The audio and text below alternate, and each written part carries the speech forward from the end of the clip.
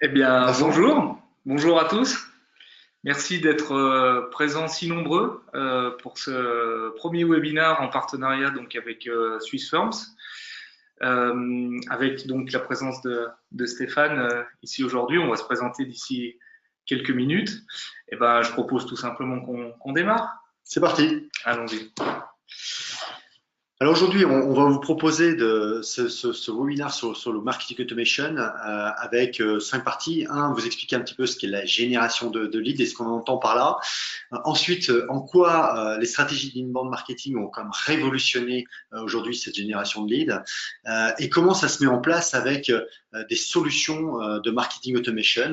Et on va accompagner ça de cas très pratiques et des cas localisés pour vous, proches de chez vous, pour vous permettre de mieux comprendre comment des fonctionnalités de marketing automation que nous verrons après peuvent se mettre en œuvre dans vos stratégies à vous. Et finalement, on pourra discuter à la fin si vous avez des questions qui se rapportent à vos cas personnels. Et nous y répondrons avec plaisir. Donc, une brève présentation. Je te laisse. Alors, Webmecanic, on est éditeur de logiciel de marketing automation en SaaS. On est français, mais pas très loin de chez vous, puisqu'on est basé à Annecy. On est 15 personnes, on a à peu près 300 clients. 15% de notre chiffre d'affaires est à l'international, notamment en Allemagne et aux États-Unis. Aujourd'hui, on est une solution qui est en open source, qui est très important en termes d'agilité et d'intégration à votre existant, à vos systèmes, notamment vos CRM, vos ERP existants. Voilà, et donc Soleil Digital, agence de web marketing créée il y a maintenant 3 ans, qui regroupe 7 collaborateurs entre Genève et Lausanne. Nous sommes principalement donc spécialisés en web marketing et nos cœurs de métier sont donc le référencement et le marketing automation. Voilà. Alors, pour la génération de leads, ce qui est intéressant, c'est que la plupart du temps, on a une génération de leads qui est issue à la fois de votre propre référencement, ce qu'on appelle le SEO, l'acquisition organique, et puis l'acquisition SEA, c'est-à-dire la publicité, ça peut être les AdWords ou autres, qui vont attirer du trafic sur votre ou vos sites. Le problème principal, c'est qu'en fait, relativement peu de ce trafic convertit in fine. Donc finalement, vous avez relativement peu de leads chauds qui arrivent à vos commerciaux issus de ce trafic, ce qui peut être une frustration, mais il y a une raison à ça. La raison, c'est que en fait, seulement 99% de vos visiteurs vont réellement convertir. Pourquoi? Eh bien parce qu'ils ne sont pas encore prêts à l'achat. Aujourd'hui, la plupart sont en train de regarder, sont en train de, on dirait dans l'achat B2B, en achat, on dirait ils sont en train de sourcer leurs fournisseurs, mais c'est vrai aussi en B2C. C'est-à-dire qu'en fait, on se renseigne, on regarde, on chine, mais on n'est pas encore prêt à sortir la carte de crédit ou à envoyer un bon de commande à un fournisseur. C'est encore plus vrai sur des cycles longs en business to business. Donc en fait, l'intérêt, c'est de pouvoir ne pas louper cette occasion parce que sinon vous allez devoir repayer à nouveau en publicité, vous allez devoir repayer en action de community management sur les réseaux sociaux pour réattirer les gens à vous, mais vous ne savez pas exactement quand parce que le niveau de maturité des gens, vous ne le connaissez pas à l'avance. Et on considère qu'il y a à peu près la moitié de ces visiteurs que vous pourriez commencer à capter à ce moment-là. En commençant à segmenter, c'est-à-dire les regarder. Quand vous rentrez dans un magasin, un bon vendeur vous demande d'abord, il vous accueille, bonjour monsieur, bonjour madame, est-ce que vous avez besoin de quelque chose? En général, vous répondez non, je vais regarder. Et ce qui est très intéressant, c'est que le bon commercial, le bon commerçant, il va vous regarder. C'est-à-dire que si vous allez plutôt au rayon enfants plutôt qu'au rayon hommes ou femmes, c'est déjà une indication que vous vous intéressez pour des vêtements pour enfants. Selon votre âge, il y a de fortes probabilités pour que ce soit plutôt votre enfant ou plutôt votre petit-fils ou petite-fille, et ainsi de suite. Et en fait, si à un moment donné dans le parcours du magasin, j'arrive à capter votre adresse email, votre téléphone, enfin quelque chose qui va me permettre de commencer à rentrer en conversation avec vous, alors je vais pouvoir vous nourrir et vous requalifier par la suite. Et j'ai de fortes chances pour que le jour où vous soyez prêt à acheter des vêtements pour enfants, vous veniez plutôt dans mon magasin plutôt que dans celui qui est 2 rues plus loin.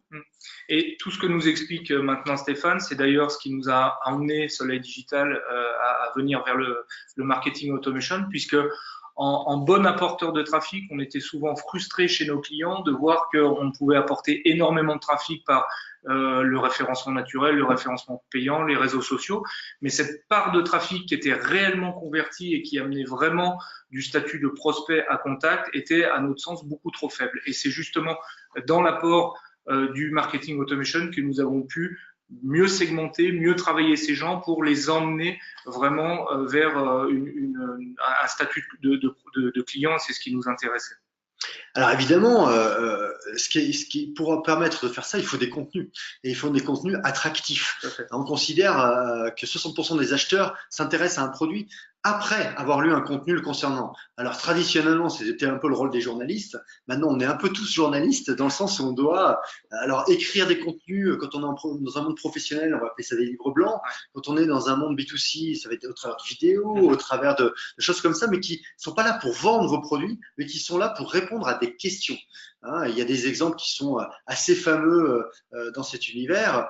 Vous avez des grandes chaînes, pour pas les citer, de vente de bricolage qui ont fait des tutoriels comment remplacer votre poignée de porte, comment changer une ampoule. Je suis pas sûr que celui-ci soit réel parce qu'il est un peu trop simple, mais des choses qui sont des contenus à forte valeur ajoutée et qui amènent à un moment donné à dire bah, ok, mais quand je vais réellement changer ma poignée de porte, je vais aller chez eux plutôt que chez un autre parce que la marque a été imprimée. Je crois que tu as un exemple d'ailleurs avec Rolex. Oui, j'ai un exemple avec Rolex qui vient de sortir un site institutionnel, donc rolex.org, qui lui met largement en avant justement tout le contenu qui a été créé autour de la marque, et il peut être sous forme de texte, sous forme de vidéo, un contenu très très large. On met de côté complètement la partie marchande, la partie produit, qui elle sera toujours traitée par rolex.com, mais ce site-là veut vraiment mettre en avant ce contenu qu'on annonce comme contenu roi depuis des années, mais ça n'a jamais été aussi vrai que maintenant finalement. Alors, l'inbound marketing, eh effectivement, c'est donner avant de recevoir. Donc, il va falloir créer ces contenus qui sont utiles aux personnes. Et pour les concevoir, là aussi, il y a quand même une technique. Exactement. L'inbound marketing est non pas en opposition, mais plutôt complémentaire avec ce qu'on pourrait appeler l'outbound marketing. Donc, l'outbound marketing, ça serait par exemple les emails que vous envoyez régulièrement à vos clients. Vous allez capter vos clients, en tout cas, vous allez susciter leur intérêt en venant déposer un message dans leurs emails. Là, le principe est complètement inverse, dans le sens que c'est l'ensemble des contenus que vous allez créer qui vont faire que vous allez augmenter votre visibilité. Les personnes vont venir à vous. L'exemple le plus frappant, ça va être quand vous allez faire une requête dans Google. C'est de vous-même, vous êtes en démarche active, vous allez rechercher, vous posez une question en recherche de réponse, et cette démarche de partir d'un moteur de recherche et d'aller sur votre site web, c'est ce qu'on appelle tout simplement l'inbound marketing. Donc c'est vraiment faire venir les gens à vous à travers les contenus que vous aurez créés. Donc pour cela, on va pouvoir en fait donc définir des personas et des chaînes relationnelles. Mais beaucoup plus concrètement, cet inbound marketing, comment le mettre en place? C'est par différents outils, diverses solutions. Je vais vous en présenter quelques-unes, mais on pourrait citer quelques outils qui fonctionnent très bien à l'heure actuelle, qui sont très complémentaires justement d'une stratégie de marketing automation, qui peuvent être des livres blancs, qui peuvent être des simulateurs, qui peuvent être des démos personnalisées. Gardez en tête que pour chaque contenu de ce type, vous allez pouvoir au passage capter des informations sur l'internaute, que ce soit son nom, son prénom, son email. On ne va pas forcément lui demander beaucoup plus d'informations parce que dans l'idée, on va pouvoir travailler au fur et à mesure la relation avec cette personne à travers ces toutes petites informations mais qui sont primordiales qu'on va capter dès le début. Et surtout, ce qui est important, c'est qu'on ne redemande jamais deux fois la même chose. Non. On fait du profiling progressif, ça s'appelle comme ça, c'est un barbarisme, mais pour dire que si j'ai déjà le nom et le prénom, la troisième information que je veux avoir, c'est peut-être effectivement l'adresse email ou le numéro de téléphone, mais si j'ai déjà l'adresse email, en fait, je vais demander le téléphone. Et donc, je ne redemande jamais deux fois. C'est très exaspérant aujourd'hui quand un même fournisseur vous demande trois fois les mêmes informations à 3 points de contact différents. Et donc, au fur et à mesure, vous complétez en fait votre base de données et vous qualifiez votre base de données non seulement sur les infos déclaratives qu'on vous donne, mais aussi sur les comportements. Par quel sujet t'a-t-il intéressé? Quel livre blanc? Sur quel sujet? Et peut-être ça peut être intéressant parce que c'est un sujet peut-être nouveau par rapport à un client même existant. Tout à fait. Et donc, nous l'avons nous-mêmes appliqué sur notre site Soleil Digital avec typiquement le travail que nous avons réalisé sur le site suiform.ch, qui est un travail de référencement naturel. Le principe a été en fait tout simplement d'augmenter le trafic sur ce site et de le présenter à travers une étude de cas que vous pouvez donc trouver sur notre site web. Vous allez dans la page études des cas, un simple bouton vous propose de télécharger et à ce moment-là, une pop-up s'affiche où on va vous demander quelques informations et ça sera déjà notre première relation avec vous dans le sens que vous aurez capté une information intéressante et nous aurons capté des informations vous concernant et sans le savoir, une segmentation va déjà se mettre en place. Le deuxième exemple, c'est une étude que nous faisons tous les ans, une étude sur le référencement naturel des régies immobilières en Suisse romande. Donc, il y a un volet genevois et un volet vaudois qui a été réalisé. Et de la même manière, donner pour recevoir, donc fournir du contenu, un contenu très qualitatif, puisque c'est une étude très détaillée sur l'ensemble du référencement de ces sites-là. Et le principe étant que des régies sont venues obtenir cette information, cette donnée qui a de la valeur, et à partir de là, on rentre en relation avec elles parce qu'on sait qu'il y a un intérêt pour leur référencement naturel et petit à petit, on va pouvoir les contacter et aller vers une relation durable. Alors, si on sait que 41% des internautes ne terminent pas aujourd'hui leur achat sur un site e-commerce, par exemple en B2C, mais c'est vrai aussi en B2B, c'est-à-dire qu'il ne faut pas forcément l'achat, là, ça sera plutôt une demande de mise en contact avec un commercial ou pour une démo. On sait en revanche que la plupart d'entre eux le feront à un moment donné, parce qu'ils ne sont pas là par hasard. Il va bien se passer quelque chose plus tard. Et tout l'intérêt de démarrer la conversation à partir de maintenant et de ne pas les laisser repartir sans pouvoir démarrer une histoire, c'est qu'en fait, vous préparez votre chiffre d'affaires de demain. Même s'ils n'ont pas converti aujourd'hui, s'ils convertissent demain, il faut que ce soit avec vous. Et vous commencez à construire un pipeline en fait d'intérêt et d'affaires. Et statistiquement, au bout de un an et demi où vous pratiquez ce genre de choses, en fait, vous savez très bien la statistique des gens qui sont repartis mais que vous allez convertir plus tard. Je vous donne juste un exemple avec WebMécanique. Nous, on convertit à peu près 40% des gens qu'on qualifie comme des gens qui vont faire une acquisition de solutions de marketing automation dans les 15 jours à 3 mois. C'est à peu près notre site de vente chez nous. Ceux-là, on leur met des moyens en termes commercial qui sont évidemment directs. Donc, on convertit 40% des leads chauds qu'on a. Donc, ça, c'est une statistique qu'on connaît. Et l'autre statistique qu'on connaît bien, c'est que tous ceux qui ne sont pas matures aujourd'hui pour faire un achat de solution, mais qui se renseignent sur des prix, sur des fonctionnalités, sur comment ça se met en œuvre, etc. Ces gens-là, on en convertit entre 15 et 20% dans une période de temps qui est entre 6 et 18 mois. Donc ça, c'est une stat qu'on connaît et on le connaît par la pratique. Ça fait maintenant 3 ans d'expérience qu'on a sur notre activité. Donc ça veut dire qu'on sait projeter sur 3 ans, sur les 3 prochaines années en fonction des chiffres que l'on a aujourd'hui, on sait à peu près projeter notre chiffre d'affaires et on connaît notre forecast quasiment 3 ans à l'avance sur une partie. Alors, il y a une incertitude, mais enfin, elle est bien moindre que ce qu'on pouvait faire il y a 20 ans grâce à l'inbound marketing. Donc sachez que c'est un asset et c'est un capital pour votre entreprise également que vous construisez. Alors, qu'est-ce que fait le marketing automation au milieu de tout ça? Eh ben, ce qui est important de comprendre, c'est la différence entre ce que vous connaissez peut-être comme étant votre CRM, Customer Relationship Management, c'est la base de données dans laquelle vous gérez vos contacts, mais au-delà de ça, vous gérez toute l'information que vous avez autour de vos contacts et de vos clients. Déjà, vous savez si ce sont des prospects ou des clients, et puis éventuellement les rendez-vous que vous avez fait avec eux, ce que vous leur avez envoyé, les emails qui sont échangés avec eux, etc. Donc ça, c'est du déclaratif, mais c'est aussi des choses qui ont été rentrées par vous. Et puis, il y a tout l'aspect comportemental. Et on sait que dans le business, c'est extrêmement important. Alors, quand on est dans un magasin physique, le comportemental, il est immédiat. Quand on est en business to business, il y a des commerciaux qui ont des relations avec les gens. Et quand on est en e-commerce, même en business to business, en fait, ce qu'on ne maîtrise pas dans la relation, c'est tout ce que les gens font sans vous. Et parfois, à des heures, d'ailleurs, ça peut être 2 heures ou 3 heures du matin, un chef d'entreprise, en général, c'est le moment où il fait ses petites recherches, les enfants sont couchés, il a terminé sa journée avec ses collaborateurs, ses fournisseurs, ses clients, et c'est parfois 3 heures du matin qu'il va s'intéresser à vos machines-outils. Et donc, ce comportemental-là va être très important. Est-ce que les gens s'intéressent toujours à un sujet qui est cohérent par rapport à celui qui s'intéressait avant? J'ai des clients qui me font des demandes sur mon support en allant sur des contenus spécifiques.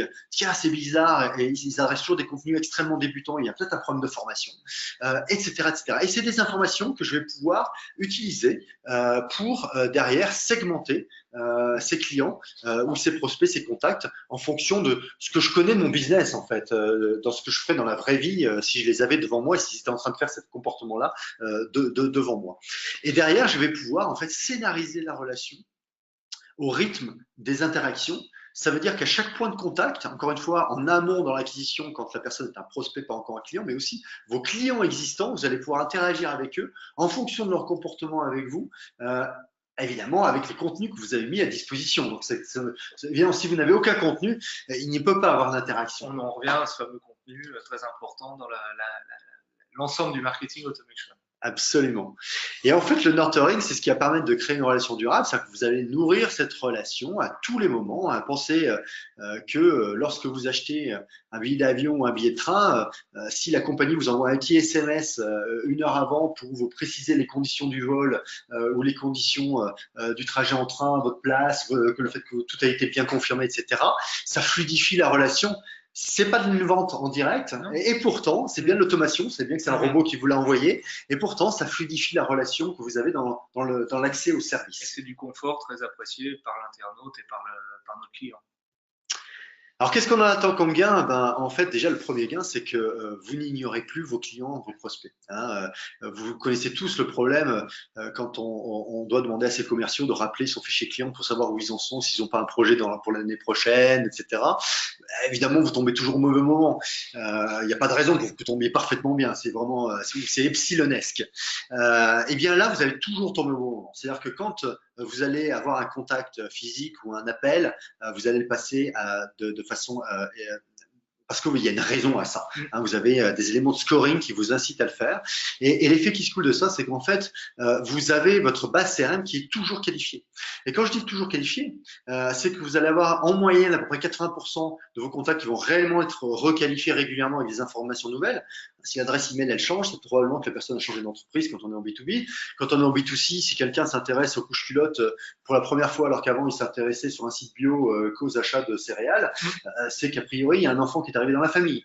D'ailleurs, Google sait tout à peu près de vous sans jamais vous avoir rien demandé. Il y a une raison à ça, c'est qu'en fait il est omniscient dans l'ensemble des contenus et c'est pour ça. Donc sachez que vous allez optimiser la connaissance de vos clients de manière énorme. Et in fine, c'est quand même le nerf de la guerre, vous allez augmenter votre chiffre d'affaires mécaniquement, parce qu'en arrivant au bon moment avec les mêmes moyens, que ce soit les moyens commerciaux, les mêmes moyens en termes de contenu, etc., mécaniquement, vous allez optimiser les moments où vous allez interagir, donc vous allez utiliser vos ressources de manière beaucoup plus utile. Et on constate, et ça vous paraître énorme, mais on constate qu'il y a 5 fois plus de leads qualifiés qui arrivent dans les entreprises à partir du moment où on met en place ce genre de stratégie. Et oui, parce que la plupart des leads qui arrivent jusqu'à présent, c'est des leads qui sont très très pauvres, des leads qui peuvent être froids, tièdes, chauds, et on les mélange, ça reste des leads. À partir du moment où on met en œuvre ce genre de mécanique, on sait déterminer ce qui est un lead froid, ce qui est un lead tiède, ce qui est un lead chaud, et les faire monter d'ailleurs, ce qu'on appelle d'ailleurs monter en chaleur un lead. Tout à fait.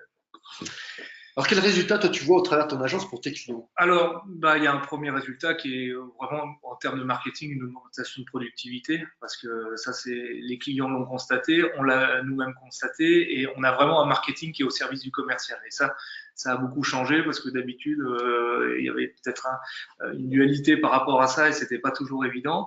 Mais là, pour le coup, on a vraiment vu des résultats assez marqués à ce niveau-là. Donc, les commerciaux vont arrêter d'appeler le marketing les coûts fixes. Voilà, exactement, ce qui est déjà pas mal. Un changement de mentalité qui est quand même assez intéressant. Et du point de vue commercial, il y a vraiment un gain de taille énorme.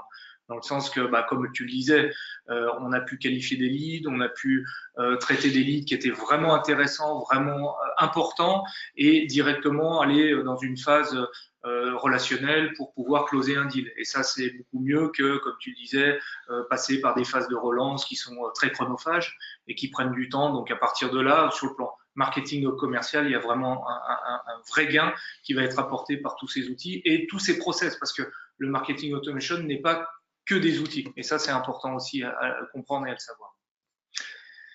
L'histoire continue. Oui, alors ça paraît très intuitif. On a beaucoup plus de chances de vendre à un client qu'à un prospect. C'est normal. Alors, il y a une relation de confiance qui a déjà été établie avec ce contact. Si on a bien fait le job, normalement, il est enclin à nous écouter lorsqu'on peut lui proposer un service complémentaire, un produit complémentaire. Donc tout ce qu'on va appeler avec ces beaux anglicismes de l'upselling, du cross-selling, de l'ad-selling, mais qui est très efficace. Et finalement, de réactiver sa base client, donc en la connaissant mieux, hein, grâce à l'inbound marketing, en fait, c'est sûrement le projet le prioritaire avant l'acquisition. Pourquoi? Parce que si vous savez vendre plus et mieux à des clients existants, c'est-à-dire que votre panier moyen va grossir, ça veut dire que ce qu'on appelle là aussi en anglais le lifetime value, c'est-à-dire la valeur que rapporte à votre entreprise, votre client sur la durée de vie où vous êtes en contact avec lui, eh bien, ça veut dire que votre coût d'acquisition, à coût équivalent, vous avez un ROI, un retour sur investissement qui est bien meilleur parce que vous avez fait ce travail-là.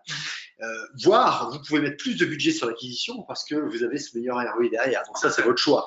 Mais ça veut dire que la priorité, à mon avis, dans vos entreprises, c'est pas d'acquérir de nouveaux contacts en masse, c'est peut-être d'abord de retravailler tous les processus qui vont vous permettre de mieux qualifier vos clients existants pour leur permettre de vendre mieux, plus longtemps lorsqu'on est sur des logiques d'abonnement.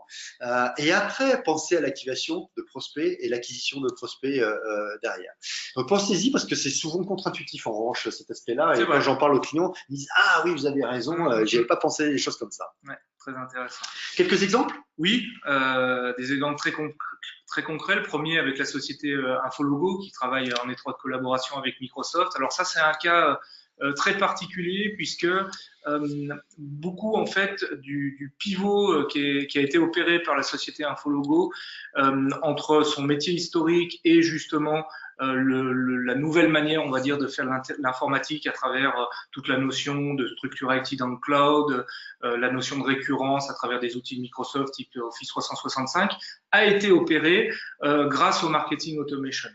Donc, le constat était en fait que Microsoft changeait son business model et à partir de là, tous les intégrateurs qui travaillaient avec Microsoft ont dû s'adapter et justement à travers des programmes type Modern Seller où on misait énormément sur le marketing digital. Et là, c'était un cas parfait pour Soleil Digital et pour Infologo dans le sens que le marketing automation a permis en fait d'accompagner tout ce changement de statut d'un métier vieillissant vers quelque chose de beaucoup plus moderne, beaucoup plus actuel, qui était très orienté sur le marketing digital. Et là, justement, l'apport de lead B2B était très important pour Infologo. Donc, de manière concrète, la manière dont les choses ont été mises en place, ça a été à travers des outils d'apport de trafic traditionnels, le référencement naturel payant, les newsletters, un travail sur les réseaux sociaux également. Mais au-delà d'apporter du trafic sur un site qui était déjà très bien conçu, l'idée était de convertir ce trafic. Et la conversion s'est faite à travers les différents outils dont on parlait tout à l'heure, les fameuses carottes, qui sont en l'occurrence des études de cas, des livres blancs. Donc, nous avions en fait le blog et nous avons toujours en fait le blog qui est là pour fournir du contenu, donc fameux inbound marketing dont on parlait tout à l'heure. On fournit du contenu, on gagne en visibilité grâce à ce contenu avec des articles ciblés de qualité, et ensuite d'un contenu relativement qualitatif, mais assez simple, en tout cas accessible publiquement, nous allons vers d'autres types de contenus, type études de cas et livres blancs, où là, on fournit beaucoup plus de contenu qualifié et on grimpe déjà d'un cran. Et l'idée, c'est qu'après avoir collecté et segmenté l'ensemble des personnes qui vont justement consulter ces informations, on va pouvoir les contacter et puis éventuellement aller plus loin dans une relation commerciale. Donc ça, c'est un cas qui a très bien fonctionné avec donc la notion d'attraction sur de la quantité, de la qualification et ensuite de la conversion. En chiffres, on parle de 8 études de cas par an qui sont produites, une quarantaine d'articles sur le blog qui nous permettent de travailler une base de 4000 contacts, ce qui est quand même énorme. Demandez à votre commercial de savoir tout sur ces 4000 personnes, ce sera peut-être un petit peu plus compliqué. Attention, le commercial joue aussi son rôle, mais en l'occurrence, il était très content d'avoir ce système en amont de son travail parce que ça a pu justement lui permettre de travailler sur des leads chauds. Et aujourd'hui, c'est 40% des leads de la société qui viennent à travers ce système-là. Donc, près de la moitié finalement des leads qui arrivent par ce biais-là. Effectivement, le commercial, et sa valeur ajoutée, c'est pas d'aller chercher les leads. Sa valeur ajoutée, c'est de les traiter. Et s'il a des leads chauds, il va faire bien son boulot, il va le faire d'autant mieux qu'il sera motivé. Et d'ailleurs, un autre exemple de ça, c'est T-System. T-System, c'est une filiale de services informatiques, filiale de Deutsche Telekom. Et ils avaient une problématique très très claire, c'est que les commerciaux ne traitaient les leads en moyenne 2 mois après que le marketing leur ait donné. Autant dire que 2 mois, c'est le bout du monde, avec d'énormes écarts types. En général, c'est les plus mauvais commerciaux les traitaient tout de suite parce qu'ils avaient rien d'autre à faire, et les meilleurs les traitaient jamais parce que ils avaient autre chose à faire. Donc c'était un vrai problème aussi pour le marketing. Et ce qui a été décidé, c'est dans la stratégie d'inbound marketing, c'est de créer à côté du site T-System, qui est un site de mise en avant, un site vitrine, ce que j'appelle des moi-je. Moi, je mes meilleurs consultants, moi, je mes meilleurs clients, moi, je mes meilleurs process. Un blog de contenu, on va dire un site média, qui tournait autour de 3 typologies de contenu, qui étaient les typologies de contenu auxquelles T-System convertissait le mieux traditionnellement. Donc SAP, on revient toujours à ce qui marche bien déjà traditionnellement pour faire ces campagnes. Donc il y avait SAP, il y avait le cloud, il y avait transformation digitale, et on ne s'adresse qu'à un seul persona, c'est le DSI, le directeur informatique. Ça, c'est un choix, c'est un parti pris. Pour évidemment que T-System parle aussi à des directeurs marketing, il parle aussi à des fonctionnels en ressources humaines, etc. Mais c'était un vrai parti pris pour démarrer la première stratégie et avoir ce premier retour sur investissement. Donc ce site de contenu s'appelle CEO Practice, vous pourrez aller voir sur internet en parallèle à quoi il ressemble, vous verrez il y a le logo T-System en bas, il y a un petit peu de rose, mais c'est pas le sujet c'est pas de vendre T-System, c'est d'abord de scorer l'intérêt des gens sur des contenus sur lesquels on sait qu'on a quelque chose à proposer plus tard, d'accord. Et évidemment que ça a amélioré le taux de nouveaux contacts, la qualification de la base, le taux de téléchargement et donc la notoriété. Mais j'allais dire le principal, et qui n'est pas sur ce slide, c'est qu'on est passé en termes de traitement des leads par le marketing de 2 mois à 48 heures. Alors ce que j'ai pas dit, c'est qu'au milieu, en fait, comment ça se passe, c'est que ces contenus en fait sont scorés par le marketing automation. Donc il y a, en gros, vous êtes allé télécharger un livre blanc sur SAP et que vous allez regarder une vidéo sur le même sujet et que vous avez lu 2 articles, bah, il y a un moment donné, vous allez gagner, imaginons 50 points, et à partir de ce moment-là, en fait, vous êtes rappelé par un centre d'appel qui lui va qualifier qu'il y a bien un projet derrière. Un projet, ça veut dire quoi? Qu'il y a un décideur, qu'il a bien le ownership du projet, qu'il y a bien un agenda et qu'il y a bien un budget. Et à partir de ce moment-là, si c'était qualifié, alors c'est transmis à un commercial. Et donc, le lead est forcément un lead chaud. Alors après, lui de le gagner ou le perdre, mais en tout cas, il y a bien un sujet. Et tous les autres leads qui sont pas assez qualifiés parce que pas assez matures, alors ils sont ce qu'on appelle nourris, nurturing en anglais, avec des contenus similaires. Et jusqu'au jour où la personne sera scorée sur un sujet différent, alors je vais changer le doigt. Et ça coûte pas de temps au commercial et à personne, ni au marketing, parce que c'est fait automatiquement. On revient justement à la promesse du marketing automation qui est d'amener d'un internaute du statut de prospect à client. Dernier cas, parce qu'on a parlé de B2B jusqu'à maintenant, B2C, donc Map Design, qui est un site de vente en ligne de cartes géographiques, donc design. Le principe étant en fait de concevoir sa propre carte géographique, de l'imprimer, de pouvoir l'afficher sous forme d'objet de décoration. Et là, le marketing automation nous a aidé pour plusieurs choses. La première chose, c'est segmenter le trafic parce qu'on a 2 types de clientèle. Les clientèles qui veulent plutôt une carte très axée décoration et d'autres outdoor puisque vous avez la possibilité de rajouter des traces GPS pour des marathons, des choses comme ça. Donc déjà 2 publics très différents qui ont été segmentés grâce aux outils de marketing automation. Des relances automatiques de paniers abandonnés qui ont pu justement rapporter plus de ventes et vous le verrez par la suite. Un vrai focus sur l'expérience client et de la personnalisation de contenu, ce qui nous a permis en fait d'augmenter plein de choses sur le site, mais avant tout le chiffre d'affaires. Et à partir de là, tous ces éléments-là n'auraient pas pu manuellement être traités et ça nous a bien aidé de pouvoir justement utiliser le marketing automation pour réaliser ces choses-là. Alors maintenant, vous allez me dire, mais on vous a parlé de marketing automation depuis tout à l'heure. On vous a expliqué pourquoi en faire. On vous a expliqué qu'est-ce que ça permettait de faire. Alors, qu'est-ce qu'un outil de marketing automation? C'est une question qu'on a souvent, d'autant que entre le CRM, entre les éditeurs de solutions d'emailing, je pense à Mailchimp, Sendinblue, etc., qui parlent aussi d'automation. Et ce qui est réellement le marketing automation, c'est-à-dire ce qui va permettre d'avoir des règles d'engagement qui sont automatisées, c'est encore un petit peu différent. Qu'est-ce que va permettre l'outil de marketing automation idéalement? C'est d'abord de capturer de l'information. Capturer de l'information, quelles que soient vos campagnes, et en permanence 24 heures sur 24, et même quand vous faites ce qu'on appelle les opérations de co-marketing avec des partenaires ou des fournisseurs ou des distributeurs, vous allez pouvoir capturer de l'information sur les sites sur lesquels vont les internautes, mais également à l'intérieur des emails que vous allez allez envoyer, ou des SMS. Sachez qu'on peut traquer un SMS, hein, quelqu'un qui clique sur un lien dans un SMS, eh bien, on traque cette information-là. Et on va pouvoir également monitorer les réseaux sociaux, c'est-à-dire capturer les informations, les questions qui sont posées au travers de hashtags ou autres sur les réseaux sociaux pour alimenter encore une fois le scoring et l'intérêt des gens sur ce qu'ils font sur Internet. La deuxième chose, c'est qu'on va pouvoir qualifier. On va pouvoir qualifier ces contacts.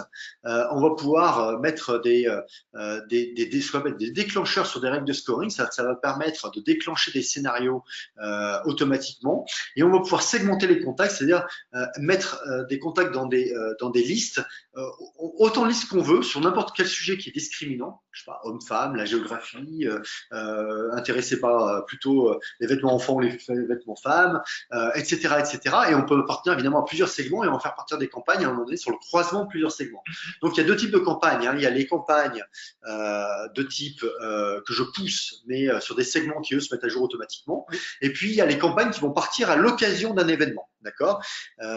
Typiquement, par exemple, quand je vais nourrir la relation, je vais pousser des campagnes à un moment donné par le SMS, par l'email, par des notifications web, sur des sujets d'intérêt qui ont été préqualifiés. Et donc, une même campagne peut partir avec plusieurs contenus différents en fonction des gens qui sont adressés. C'est la personnalisation dont on parlait tout à l'heure pour Map Design, où justement on poussait des contenus adaptés en fonction des intérêts des personnes. Exactement. Et évidemment, il faut un moteur de campagne, c'est-à-dire qu'on va construire ces campagnes, alors idéalement en drag and drop, où on va pouvoir décider de quels segments sont choisis pour faire partir cette campagne. Encore une fois, des segments qui sont interactifs et qui se mettent à jour automatiquement en fonction du comportement des internautes en temps réel. Et vous allez pouvoir déclencher un ensemble d'actions ou de décisions automatiquement. Sachez que vous pouvez également même personnaliser votre site. Quand un internaute arrive sur votre site, si cet internaute est connu de vous, en fonction de ce que vous connaissez de lui, vous pouvez afficher les contenus qui lui sont dédiés ou qui l'amènent à lire des choses. Par exemple, s'il a déjà lu ce livre blanc, vous allez lui proposer un autre livre blanc ou une autre vidéo. Alors que si c'est un inconnu, vous allez lui proposer le premier livre blanc qui est plus générique en général dans la relation. Et puis enfin, vous allez pouvoir piloter, il faut que vous ayez un dashboard, un écran qui est à un moment donné personnalisable en fonction de vos campagnes, de vos sujets, de ce que vous voulez surveiller, qui va vous permettre de surveiller les résultats de vos campagnes, de l'ensemble de vos campagnes en cours, et également mettre à jour les personnes, les contacts les plus prioritaires à contacter. Alors ça ne sera pas forcément autour de l'outil Marketing Automation, mais en synchronisation avec votre CRM, et parce que l'outil idéal du commercial, c'est quand même d'abord le CRM. Et sachez que vous pouvez tout à fait afficher des résultats qui sont issus d'Automation à l'intérieur du CRM et à l'inverse, à partir du CRM, déclencher des campagnes de marketing automation. Je donne un exemple pratico-pratique. Lorsqu'un commercial passe un prospect au statut de client, eh bien, vous pouvez faire démarrer une campagne de ce qu'on appelle du onboarding, ce qui commence en général par un premier email tout simple en disant bonjour, merci beaucoup pour votre confiance. En général du patron, mais ça peut être qui vous voulez dans votre entreprise. Le welcome email. Exactement. Et puis ensuite, des choses un peu plus poussées qui sont des emails ou des SMS qui vont arriver en aidant l'utilisateur à bien accéder aux services ou aux produits que vous proposez. Et après, éventuellement, une qualification pour vérifier que la personne a bien compris comment se servir du service ou de l'outil, de la proposition de valeur, ce qui va vous permettre soit de reformer, soit de passer à autre chose. Mais en tout cas, vous allez pouvoir qualifier. Voilà un exemple typique de l'association d'un CRM avec un outil de marketing automation. Et donc, nos conseils vraiment pour mettre en œuvre vos campagnes, c'est de capitaliser sur tout le trafic que vous avez créé et sur lequel vous dépensez énormément d'argent déjà aujourd'hui. Le 2, c'est d'automatiser cette relation, de créer ces chaînes relationnelles avec votre agence, mais sur la base des business practices que vous connaissez déjà, la façon dont vous entretenez la relation. Les meilleurs de vos commerciaux, comment ils entretiennent la relation avec vos meilleurs clients. Posez-vous cette question et vous aurez déjà vos premiers scénarios. C'est vrai. Et la troisième point, c'est de mesurer. Pensez quels sont les KPI qui sont importants pour vous. Ils ne sont pas si évidents toujours à trouver. Ils évoluent dans le temps, mais il faut mesurer. Si vous ne mesurez pas, vous ne savez pas prendre de décision derrière pour faire évoluer de manière itérative vos campagnes. Voilà, on espère avec Vincent qu'on a répondu aux interrogations que vous aviez sur le marketing automation. Bien entendu, vous pouvez nous contacter sur Twitter, sur LinkedIn, par email, quand vous voulez, si vous voulez qu'on reparle de ça avec vous sur votre cas particulier. N'hésitez pas également à vous abonner à nos comptes LinkedIn sur lesquels nous donnons régulièrement des informations sur le marketing automation. Donc, vous avez les coordonnées directement ici. Et puis, si vous avez des questions maintenant, on peut peut-être libérer la parole. De manière à vous permettre de nous poser les questions oralement. Combien de temps pour démarrer un projet? Alors, un projet peut démarrer quasiment dans le mois qui suit, parce qu'on démarre en général avec ce que j'appellerais des quick wins, hein, des choses qui sont faciles à mettre en œuvre et qui apportent tout de suite un résultat. Ouais. Ça peut être ne serait-ce qu'un autorépondeur sur un livre blanc. Si vous l'avez pas fait déjà, vous pouvez déjà démarrer par des petites choses comme ça, automatisées. C'est pas très stratégique, mais déjà ça vous fait gagner du temps. Déjà avoir des formulaires très pratico-pratiques. Donc avant de revoir toute la stratégie de contenu, etc., il y a déjà des choses qu'on peut déjà faire sûrement sur les contenus qui existent déjà avec vous. C'est vrai. Et puis, pour être très concret, pour donner un exemple, ce webinaire, la promotion que nous avons fait donc ensemble avec Stéphane, c'est quelque chose qu'on a pu traiter entre la définition du scénario, l'écriture des contenus, enfin tout ce qui va autour de ce scénario, ça nous a demandé 3 heures. Voilà. Donc c'est assez rapide. Alors après, évidemment, après vous pouvez développer, c'est-à-dire que là on fait un webinaire, mais ça pourrait être un événement physique, un salon, et bien on l'organiserait quasiment de la même façon. Alors évidemment, ça nous prendrait plus de temps qu'un webinaire le jour J, mais en revanche, toute l'organisation d'avant, de prendre des rendez-vous pour le salon, d'amener des gens à nos stands, etc., et le travail de requalification qui est derrière, de nurturing, il serait à peu près le même. Et en fait, ce travail-là, ce qui est important de voir, c'est que vous pouvez le répéter ensuite. C'est-à-dire qu'une fois que vous avez écrit des scénarios pour un type d'événement ou un type de contact, vous pouvez le répliquer tout le temps. Et en fait, vous réutilisez de la matière que vous avez construite. C'est en ça que c'est un vrai asset de votre entreprise. Ouais. Deuxième question. Quel est le coût d'un logiciel de marketing automation? Alors, c'est assez simple à répondre dans le sens où d'abord le critère de prix, la plupart du temps, c'est le nombre de contacts que vous avez en base. Quand on dit contacts, c'est des contacts opt-in. Hein, on exclut les contacts opt-out. Ça ne veut pas dire qu'on ne garde pas l'information, mais comme on n'entretient pas de chaîne relationnelle avec eux, on ne les compte pas dans la tarification. Alors nous, c'est simple, c'est 400 € par mois pour 10 000 contacts. Et ensuite, c'est très dégressif en fonction de nos contacts.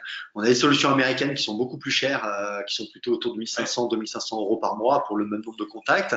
Vous avez également des solutions comme Mailchimp, Sendinblue, qui sont des solutions dites d'emailing automation, dans le sens où ça va faire des séquences pour pousser des campagnes push. Ça fait pas de trigger, donc ça répond partiellement aux besoins. Et là, on va plutôt être sur un coût autour de 100 € par mois, pour vous donner des ordres de grandeur. Ok.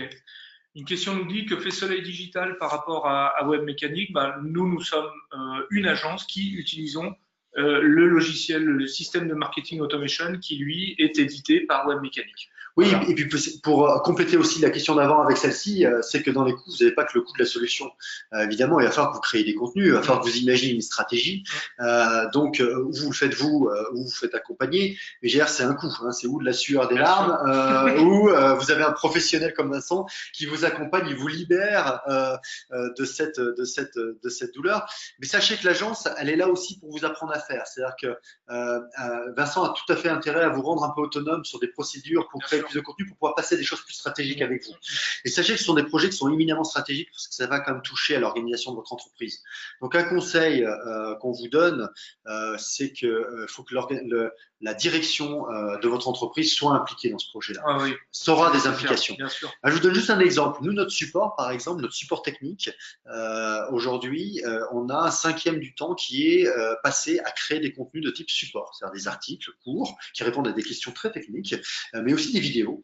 Et c'est du temps qu'on laisse à la personne qui normalement passe son temps au téléphone avec les clients pour répondre à des problématiques, pour créer des contenus. Ça nous apporte quelque chose parce que ces contenus, on les score et ça nous permet de savoir qui est bien formé, qui n'est pas assez formé. Hein, et ça nous évite de perdre des clients parce que les gens sont sous-formés. Eh bien, le fait même de laisser du temps, c'est une décision managériale. Et dans une grande organisation, ça veut dire revoir le contrat de travail parfois. Donc, on voit bien que ça a une conséquence au RH, ça a une conséquence dans l'organisation, et donc c'est pas un sujet uniquement marketing sales. Tout à fait. Une question sur la plateforme par rapport au CRM. Oui, si on n'a pas de CRM. Alors, si on n'a pas de CRM, d'abord c'est dommage parce que le CRM, ça permet quand même de mettre à jour ces données et d'éviter d'avoir des données éparpillées. Sachez que l'outil de marketing automation gère les données, d'accord? Donc les données, vous les avez. Le seul truc, c'est qu'elle ne les structure pas de manière à ce qu'elles soient facilement exploitables par les opérationnels, par les commerciaux. Et ça, c'est le rôle du CRM. Donc je pense que vous pourriez démarrer du marketing automation sans CRM, mais que vous avez tout à fait intérêt à un moment donné à vous en équiper, ne serait-ce que pour profiter au mieux des performances d'un outil de marketing automation. l'exemple que je peux vous donner, c'est celui de Soleil Digital. On a notre site web qui est en lien direct avec le système de marketing automation, qui est lui-même relié au CRM. Et l'idée, c'est qu'à partir du moment où quelqu'un a atteint un certain nombre de points, il basculera dans le CRM. Donc, nous récupérons dans le CRM, en fait, la crème de nos prospects, ce qu'on va vraiment vouloir analyser. On pourrait se limiter à regarder le scoring à l'intérieur du système de marketing automation, mais c'est toujours plus intéressant si on a un CRM derrière. Voilà. Question très intéressante, c'est est-ce qu'on met à disposition des contacts? La réponse est non, et la réponse sera toujours non. L'achat de contacts, c'est terminé. Sur des contacts bruts, hein, c'est-à-dire je prends un fichier que je connais pas et je le traite. En revanche, des gens qui ont des bases de contacts très qualifiées, c'est super intéressant quand même. Hein, j'ai pas dit que c'était mort. Ça veut dire quoi? Ça veut dire qu'il faut faire des opérations ciblés. Je vous donne un exemple. Swissfarm aujourd'hui met à votre disposition des contacts qualifiés. Je pense que vous n'avez pas intérêt à acheter un fichier en soi. En revanche, mener une opération commerciale sur laquelle vous allez pouvoir, avec un contenu intéressant, un peu ce qu'on fait aujourd'hui. Hein. Aujourd'hui, on vous offre un contenu qu'on souhaite utile pour vous, avec la coopération de Swissfarm, parce que Swissfarm pense que ça intéresse ces contacts. Et en fait, ça nous permet à tous de requalifier vos intérêts à vous, mais également d'acquérir des contacts qui sont parfaitement qualifiés à un moment donné. Et donc, ce genre d'opération-là, en revanche, marche très très bien pour acquérir des contacts. Voilà. Je vous donne un autre exemple, c'est Webikeo, c'est une plateforme de webinaire en ligne qui est une solution française et qui s'appuie sur Companeo, qui n'adresse que des contacts en B2B en France uniquement. Et bien c'est pareil, les performances des webinaires sont 10 fois supérieures à ce qu'on peut faire lorsqu'on travaille que sur sa base de contacts à soi. Donc c'est performant dans ce contexte-là. Voilà. Ok. Il y avait une question, si je peux me permettre, qui était sur le Soleil Digital propose-t-il un accompagnement sur le marketing automation? Oui, bien sûr, tout à fait. C'est ce qu'on a fait par exemple pour la société Infologo ou Map Design. Et stratégiquement également sur l'opérationnel, dans le sens qu'on va vous aider, vous accompagner et fournir ce service de mise en place et d'apprentissage sur le développement du marketing automation dans le cadre de votre structure et de votre compagnie. Alors, est-ce que tu fais du HubSpot en plus de Webmecanic? Non. Bon, alors c'est un concurrent donc de Webmecanic, mais c'est pas grave, c'est une très très belle solution. Si vous avez déjà du HubSpot et que vous souhaitez du HubSpot, il faut que vous trouviez effectivement l'intégrateur HubSpot qui est près de chez vous. Combien de temps avant les premiers résultats? Ça va dépendre de ce qu'on met en place. Maintenant, vous pouvez avoir des résultats immédiats sur des choses assez simples. Oui. Et encore une fois, c'est quelque chose qui se construit dans le temps. Donc, j'allais dire, dans les 30 premiers jours, si vous y mettez tout de suite, vous avez des premiers résultats. Sachez que c'est incrémental. C'est-à-dire que ce que vous avez mis en place le mois dernier, vous passez à autre chose, vous mettez autre chose en place et ça se cumule dans le temps. La saturation des destinataires sur trop de messages. Ça, c'est une très très belle question. Eh bien, sachez que dans les outils de marketing automation, justement, vous allez pouvoir éviter d'inonder vos contacts de messages. Parce que vous avez ce qu'on appelle des limiteurs. C'est sur les moteurs, vous avez un moteur, des limiteurs qui vous empêchent de dépasser les 10 000 tours minutes quand vous êtes sur une voiture de sport. Des rupteurs pour éviter de casser le moteur. C'est exactement la même chose. C'est-à-dire que vous allez mettre des règles, décider que à un même contact, vous n'envoyez jamais plus de 3, 4, 5, c'est vous qui fixez les limites, mais de messages par mois. Et tant pis, même s'il y a plusieurs triggers qui pourraient partir en même temps parce que la personne est suractive avec vos contenus, eh bien non, il n'y en aura que 3. Vous avez d'autres règles comme ça qui vous permettent de limiter en fait le nombre d'envois qui sont à envoyer à des contacts. Et ça, pas pour tous les contacts, mais pour certains segments. C'est-à-dire que vous pouvez décider qu'un prospect pourrait avoir le droit de recevoir plus d'emails, qu'un client qui n'a pas d'activité avec vous aujourd'hui, vous lui envoyez très peu. Vous pouvez avoir des règles différenciées en plus en fonction des segments ou des types de campagnes.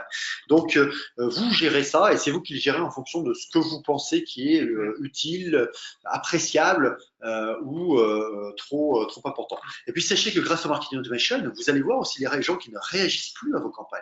Et cela, avant même qu'ils fassent un opt-out, et pour éviter qu'ils fassent un opt-out, vous allez pouvoir réduire la pression de communication en déscorant leur intérêt et en ne faisant plus partir certaines campagnes. Quitte à l'extrême à n'envoyer plus que vos vœux en fin d'année et toutes les autres campagnes, vous ne les faites plus partir sur eux.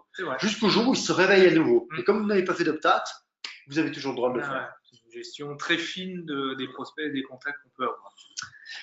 Que coûte une prestation de référencement? Alors, prix très variable en fonction du CMS utilisé, en fonction du nombre de langues que vous utilisez, en fonction de vos cibles. Mais je vous invite à nous contacter et puis je pourrai vous répondre très en détail avec grand plaisir. Dernière question, fréquence d'envoi. Est-ce que tu as des choses à dire un peu là-dessus? Bon, elle est aussi très très variable parce que moi j'ai eu des cas très extrêmes. J'ai eu par exemple le cas de Map Design où on pouvait se permettre, parce qu'on était sur un petit produit à faible valeur, d'être assez régulier dans l'envoi sans que les personnes soient trop, comme tu le disais tout à l'heure, gênées par le fait de recevoir régulièrement des choses. Par contre, c'est vrai qu'en B2B, on va peut-être faire un petit peu plus attention et on va peut-être moins justement avoir cette pression. Et encore que ça dépendra des domaines, mais de nouveau. Du moment surtout. Ouais, voilà, du domaine et des moments. On parlait de la phase d'onboarding par exemple. Le moment où vous commencez à travailler avec quelqu'un, vous venez de recevoir une machine-outil dans votre usine, et d'ailleurs, vous venez de l'acheter, tout ce qui est la livraison, quand est-ce qu'elle arrive, qu'est-ce qu'il faut préparer à l'usine, qu'est-ce que l'information de mes opérateurs, etc. Alors, vous êtes content d'avoir de l'information à ce moment-là. Si vous en recevez 3 par jour, mais que c'est 3 par jour qui sont extrêmement utiles à ce moment-là, vous êtes très très content. En revanche, il y a d'autres moments où vous n'avez pas envie d'être perturbé et noyé. Donc ça, c'est une question d'appréciation aussi en termes de marketing. Posez-vous la question de la fréquence à laquelle vous appelleriez vos clients si c'était un appel au lieu d'un envoi d'email. Eh bien, est-ce que c'est 10 fois par jour? Il y a peut-être des moments où c'est le cas. Le jour où il y a quelque chose qui ne marche plus chez le client, 10 fois par jour, c'est pas trop. Si c'est juste pour la prospection, c'est toujours trop. Voilà. Donc, posez-vous cette question à l'aune de contact physique et pensez que même sur un contact digital, finalement, c'est pas très différent. Ok. Merci Vincent. Merci à toi. Merci à vous tous et à vous toutes. Et puis on espère à très bientôt. N'hésitez pas à nous contacter. Ouais, avec plaisir. Bonne fin de journée. Tchuss. Au revoir à tous.